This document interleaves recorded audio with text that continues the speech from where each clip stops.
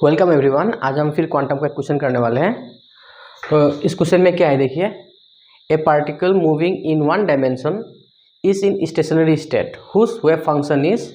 ठीक है, यहाँ पे एक बोला गया है एक पार्टिकल है जो वन डायमेंशन में मूव कर रहा है और वो उसका जो वेव फंक्शन है ये है, और वेव फंक्शन का कुछ कंडीशंस है। कैसे दिया हुआ है देखिए, ये वेव फंक्शन जीरो है कब, जब जो x है वो -a से छोटा होगा।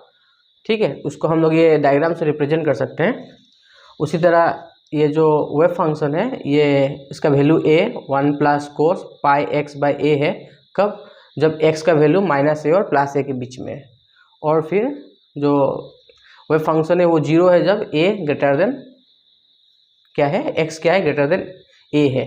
तो यहाँ पे देखिए इस ये जो हमें कंडीशन दिया है वो इस पोटेंशियल से हम समझा सकते हैं। तो यहाँ पे जो x है वो इस डायरेक्शन में लाई कर रहा है। देखिए यहाँ पे अगर -a है तो -a के अगर x छोटा है तो क्या है, वो फंक्शन जीरो है। और अगर आपका जो x है अगर a से बड़ा है तब भी ये जीरो है। और x कब जो साई x कब है, जब -a और a के बीच में है। तो इसका यहाँ पे वैल्यू है कितना, a 1 + cos πx/a। ठीक है, और जो पोटेंशियल है वो होगा कुछ, मैंने स्टेप पोटेंशियल यूज़ किया है V0 मान लीजिए। ठीक है, तो यहाँ पे क्वेश्चन में क्या पूछा गया है, find the value of a। तो इसलिए हम लोग को यहाँ पे पोटेंशियल का उतना ज़रूरत नहीं पड़ रहा है। और यहाँ पे क्या बोला गया है, एक छोटा सा हिंट है कि साई x इज नॉर्मलाइज्ड। क्या बोला गया है, साई x नॉर्मलाइज्ड है। तो हम लोग को a निकालना है कब, जब साई x नॉर्मलाइज्ड है। तो हम लोग क्या करेंगे, इसका आंसर अगर हमें करना है, a का वैल्यू अगर निकालना है तो हम लोग को जो हिंट दिया है वहाँ से शुरू करते हैं, क्योंकि a निकालने का तो अलग से कोई फॉर्मूला नहीं होता ना, तो यहीं से स्टार्ट करते हैं। तो जो हमें पता है नॉर्मलाइजेशन कंडीशन क्या है, ये होती है।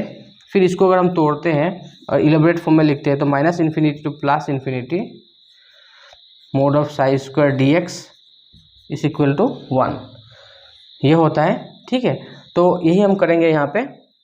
तो यहाँ पे जो लिमिट है हम लोग का, वो लिमिट क्या है, -a to a। तो यहाँ पे -a to a करते हैं।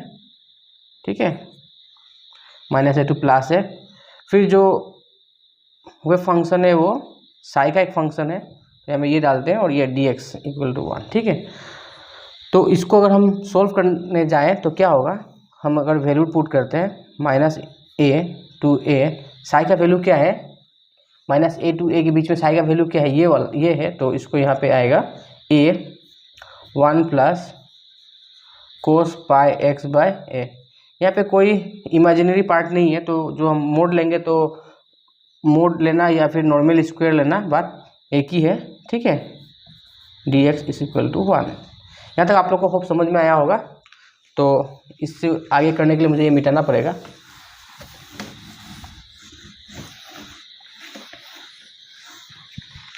तो देखिए यहाँ पे क्या है, नेक्स्ट -a से a तक है।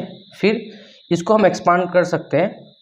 तो ये जो स्क्वायर है वो क्या होगा, नॉर्मल सा a² होगा, फिर 1 + cos πx/a इसके ऊपर स्क्वायर dx = 1। तो ये कांस्टेंट है, तो ये इंटीग्रेशन के बाहर हम इसको लिख सकते हैं a²। ठीक है, अब हमें क्या करना है, इसको एक्सपांड करना है। तो इसको अगर हम एक्सपांड करते हैं तो -a to a ये लिमिट है। तो ये तो हम लोगों ने बचपन में पढ़ा था, a + b whole square form में। तो इसको तोड़ेंगे तो क्या होगा, a² का अगर स्क्वायर करेंगे तो सेम होगा +2ab, a 1 ही है तो b सिर्फ यहाँ पे आएगा cos πx/a प्लस फिर से क्या आएगा, cos² πx/a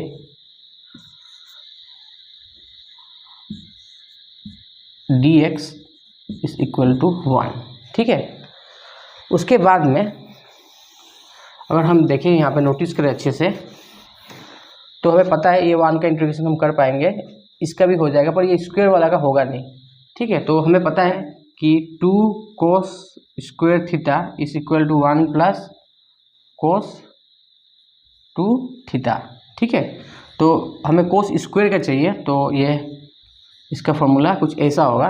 तो ये जो फॉर्मूला हम यहाँ पे अप्लाई कर सकते हैं। तो नेक्स्ट क्या होगा,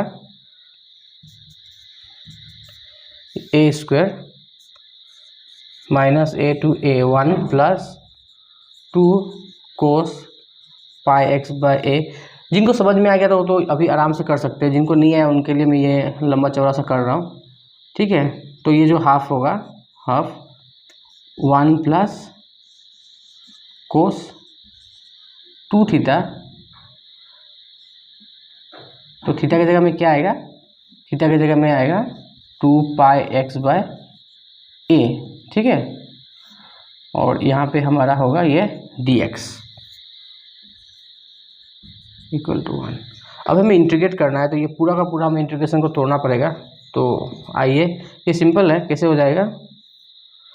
मैं इतना लंबा चौड़ा क्यों कर रहा हूँ, क्योंकि जो अभी भी ग्रेजुएशन में आए हैं और जिनका मैथ वीक है उनको नहीं आएगा करना। ये इससे मल्टीप्लाई होगा dx, ठीक है, प्लस फिर minus A to a integration 2 cos pi x by a dx, ये dx सबके लिए है ना कॉमन, फिर plus integration minus A to a half, एक साथ ही ब्रैकेट तोड़ के मैं लिख रहा हूँ, ये और ये अगर मल्टीप्लाई हो तो कितना होगा, हाफ होगा, हाफ के साथ ये dx आएगा, ठीक है, फिर प्लस फिर इंटीग्रेशन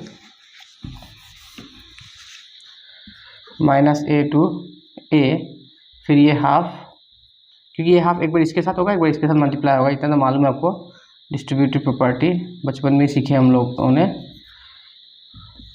dx इक्वल टू 1, ठीक है। अब इसका इंटीग्रेशन क्या होगा, ये 1 तो कोई मायने नहीं रखता यहाँ पे, तो इंटीग्रेशन ऑफ dx क्या होगा, इस x, तो हमारे यहाँ पे क्या होगा, इंटीग्रेशन इसका यहाँ पे x, और लिमिट कहाँ से कहाँ तक, माइनस ए से ए तक, ठीक है। इसका रहने देते हैं, फिर इसका भी सेम है, हाफ, तो हाफ कांस्टेंट है, ये बाहर आ जाएगा हाफ, और dx का इंटीग्रेशन क्या होगा, dx का इंटीग्रेशन होगा x माइनस ए टू ए, ये हाफ का मतलब होगा x बाय 2, ठीक है। फिर इसको हम करते हैं नेक्स्ट लाइन में, तो यहाँ पे क्या होगा, ए स्क्वायर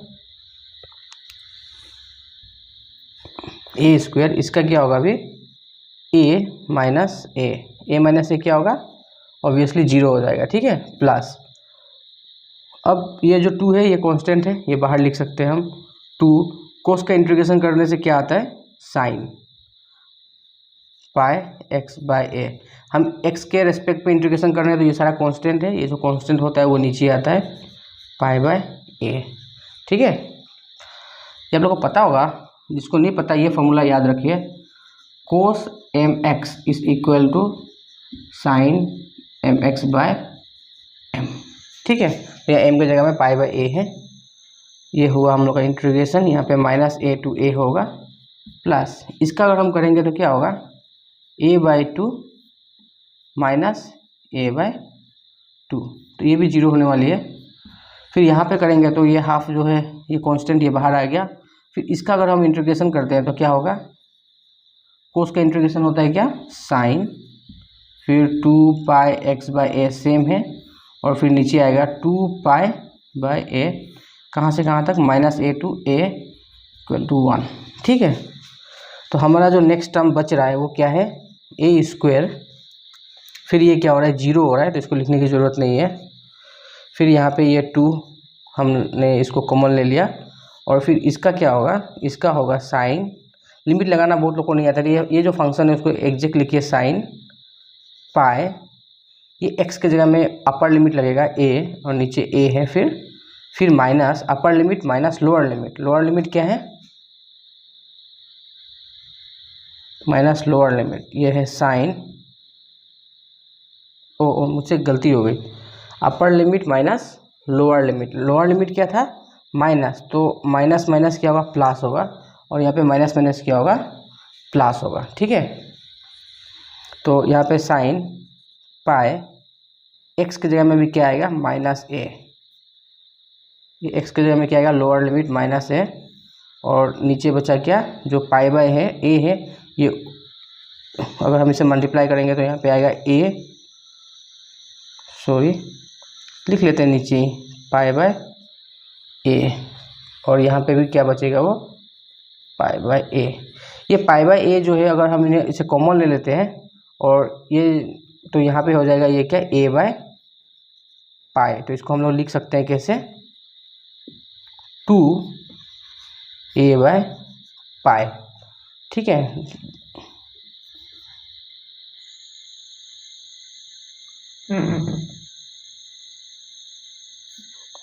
आई होप आपको समझ में आया होगा। और ये अभी जीरो नहीं होगा, मुझसे गलती हो गई यहाँ पे, तो यहाँ पे ये जीरो नहीं होगा, तो ए स्क्वायर और यहाँ पे आएगा 2a प्लस, ठीक है। उसके बाद में यहाँ पे क्या होगा, यहाँ पे आप देख सकते हैं, यहाँ पे भी क्या होगा, ये 2 टाइम्स होगा तो सिर्फ यहाँ पे a मिलेगा, ठीक है। 2a बाई 2 मतलब प्लस हाफ। इसको भी अगर हम करते हैं तो कैसा होगा, ये जो है ये तो आ जाएगा बाहर, इंटू a बाय 2 पाई, ठीक है। और इसका लिमिट अगर हम फिर लेते हैं तो क्या होगा, sine 2 pi a by a minus sine 2 pi minus a by a equal to 1। तो यहाँ पे और करने की ज़रूरत भी नहीं है, ए कट गया मान लीजिए, तो क्या बचा, पाई, साइन पाई कितना होता है, साइन पाई आप लोग को पता है, साइन 180 डिग्री कितना होता है, 0, तो ये हो गया 0। सेम इसी तरह भी साइन 180 कितना होता है, 0। फिर माइनस जो है, माइनस से कोई फ़र्क नहीं पड़ने वाला, आप लोग को तो मालूम ही है बात। तो ये ख़त्म, ये टर्म जो है ये ख़त्म, यानी ये पूरा का पूरा ये टर्म यहाँ पे ख़त्म हो गया। सेम यहाँ पे भी हुआ, ए कट गया, साइन 2 पाई, सेम बात है, पाई अगर साइन पाई 0 है तो साइन ट्वाइस पाई भी 0 ही है, और यहाँ पे भी सेम बात है। तो ये पूरा का पूरा यहाँ का ये जो टर्म है ये भी पूरा का पूरा ख़त्म हो गया। तो अल्टीमेटली हम लोग के पास क्या बचा, अल्टीमेटली हम लोग के पास बचा है ये टर्म, जो हम अगर इसे सॉल्व करेंगे तो क्या होगा, ए स्क्वायर, ये 2a और ये a के, तो कितना होगा, into 3a is equal to 1।